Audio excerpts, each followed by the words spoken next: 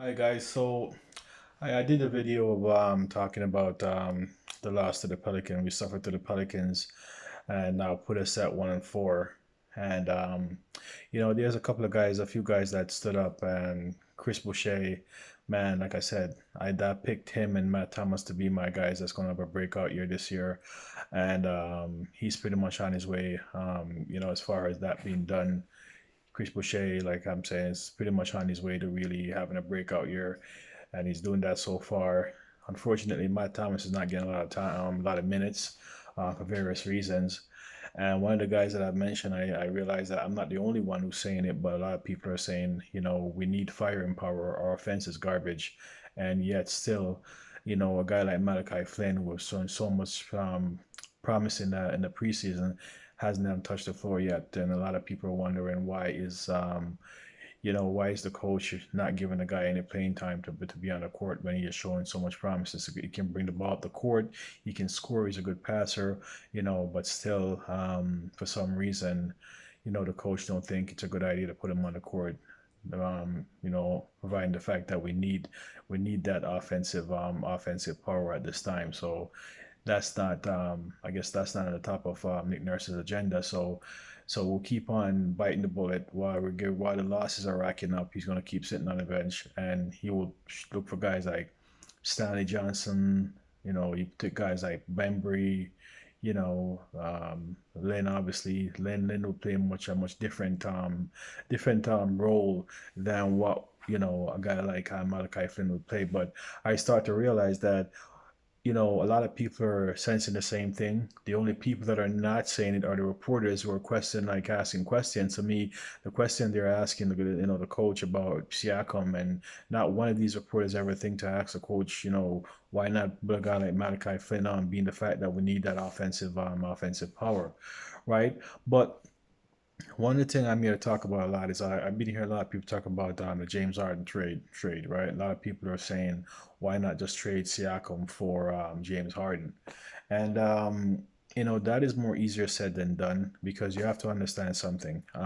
Houston is not going to do like what Toronto did with Vince Carter, right? We gave Vince Carter away for complete garbage. Glenn Greenwald had no idea what he was doing, because Vince Carter wanted to go so bad. He decided to take on a lot of garbage and give up Vince Carter for complete garbage, right? And the team went on a garbage slide after that. We were in the dumps. We were in the basement for a very long time because of that trade. That trade, I think, ultimately cost Glenn Roll his job, because a lot of people were like, who cares if you want to go? Well, you don't just let him go for garbage, right? And Houston does not want to do the same thing. And there's a reason why a lot of teams aren't touching Houston at this point. And it's not in the fact that, James Harden at this time, had become, somewhat of a disgruntled, player that wants to leave. There's a lot of issues that's been going on with Houston and James Harden. And because he's becoming very disgruntled, and, a lot of things has been happening. A lot of teams on the other end are kind of leery about that, but I don't think that's a main reason why a lot of teams are not going run knocking on the door for James Harden. Is because to take on a player like James Harden, you literally have to gut your own team, your whole entire team. So if people think for a fact that, Houston is just going to do a trade for trade where they trade Pascal Siakam for James Harden, that's not going to happen, because I think a guy like James Harden, stock is higher than Siakam, and especially like how Siakam been playing lately, his stock is going to be higher. So if that trade is going to happen, then Messiah Jerry is going to have to give up multiple draft round picks, and who else do are Houston are going to want Raptors to throw in that pot. They're going to want, if they're going to give up Pascal Siakam, they're going to want some draft picks, multiple draft picks, and also they might be looking to take another player. That player could be Malachi Flynn. They're going to want something else. They're going to want a consolation prize for just giving James Harden. They're not just going to give him up for Siakam. So for all those people who think that, oh, just trade Siakam for James Harden, it's not easier. It's more easier said than done, because what Houston is going to want, that's the reason why a lot of teams are not really knocking down the doors and rushing to take on, James Harden because of what Houston is asking for, and Houston is asking for a lot. I remember when we took on Gasol, we gave up a lot. We gave up more than half of our bench mob to for Gasol.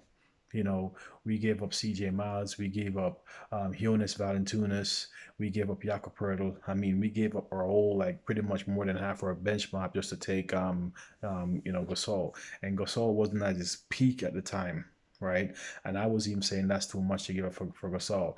Obviously, it paid off because we won a championship with him, but at the same time, at a team, Masai Ujiri has to think for the future. Because okay, so you give up all that you have to give to get James Harden, and James Harden come and he does 2 years, and after the 2 years, he's going to want to leave.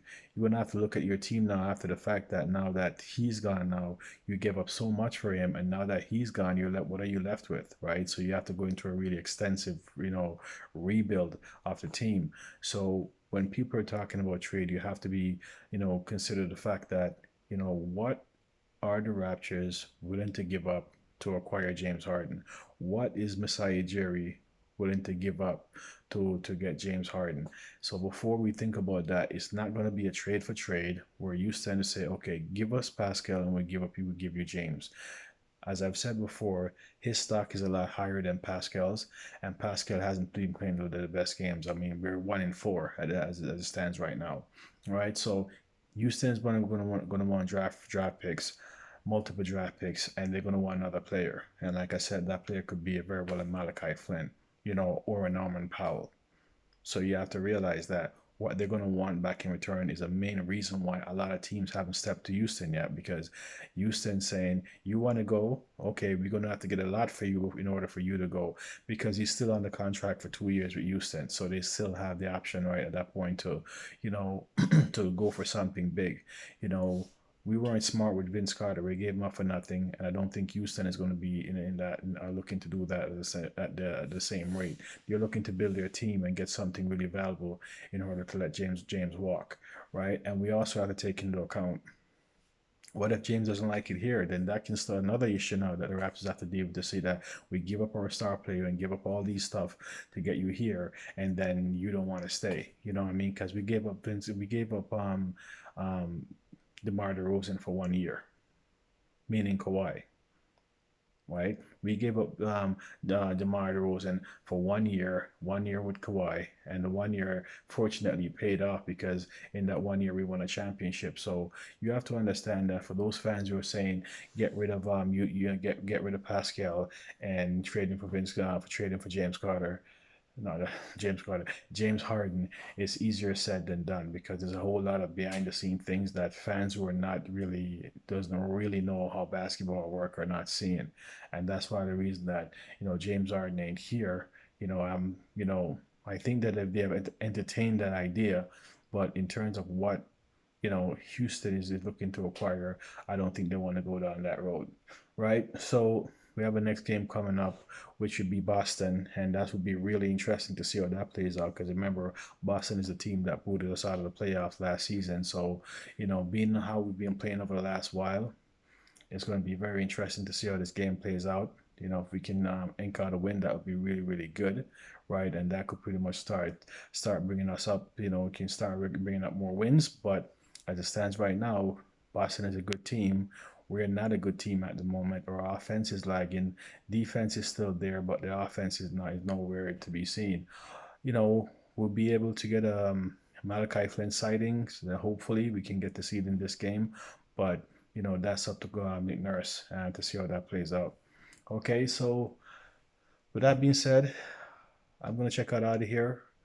We're gonna do check back in for more do some post game commentary over that game, give my thoughts on that game and how everything played out, and then we can have some see what's in store for the Raptors.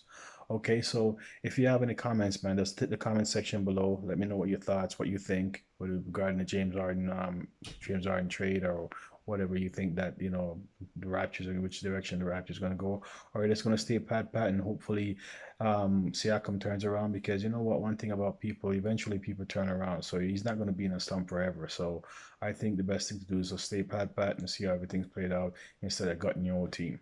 Okay, so for that till next time, folks. See ya.